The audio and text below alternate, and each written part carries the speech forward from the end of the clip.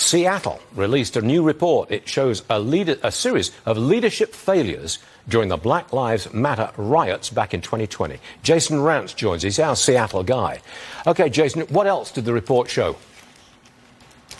I mean, this report is, frankly, equal parts revisionist history as well as propaganda. And never once does it call what happened a riot or even an insurrection. So CHOP, they say, was created out of this lack of evolution in response to a protest. A lack of an evolution. So they're basically blaming the police officers for the Capitol Hill Autonomous Zone, which, of course, is ludicrous. The cops had nothing to do with that.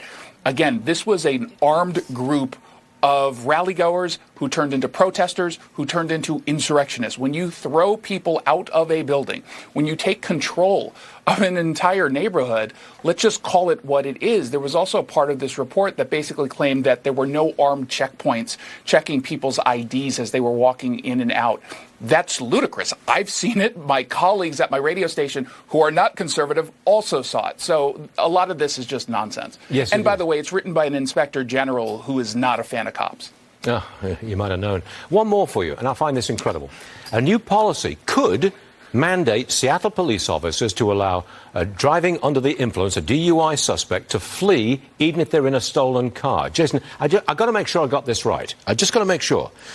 Somebody steals a car, gets drunk, gets caught, the cops have to let them go, and then the suspect, drives away in the stolen car. Is that possible? Yeah, that's the policy, unfortunately. Now, it's listed as a draft policy, but I've now confirmed that every single precinct has been told to already follow it. Not only are they following this policy, but there's also one officer, according to the police union, that's already gotten written up for a complaint for not following this policy that's not an actual policy yet, or it's not supposed to. What's worse is if an officer finds someone in a running car with their foot on the brake and a needle hanging out of their arm, if they're not able to wake the person up verbally, they're supposed to leave. The cops just leave.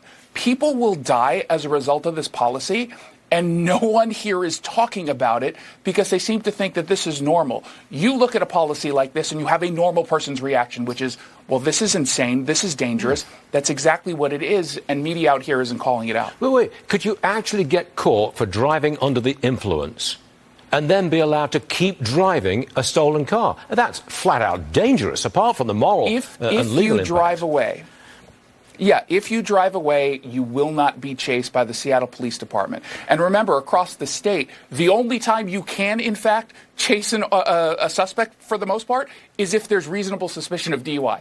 And so the one thing that's a carve-out in the law, in Seattle, they're taking that away.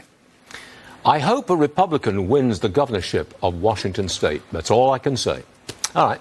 I've got to leave it there because I'm out of time. Jason Rantz, we'll see you soon. Thanks a lot. Still ahead.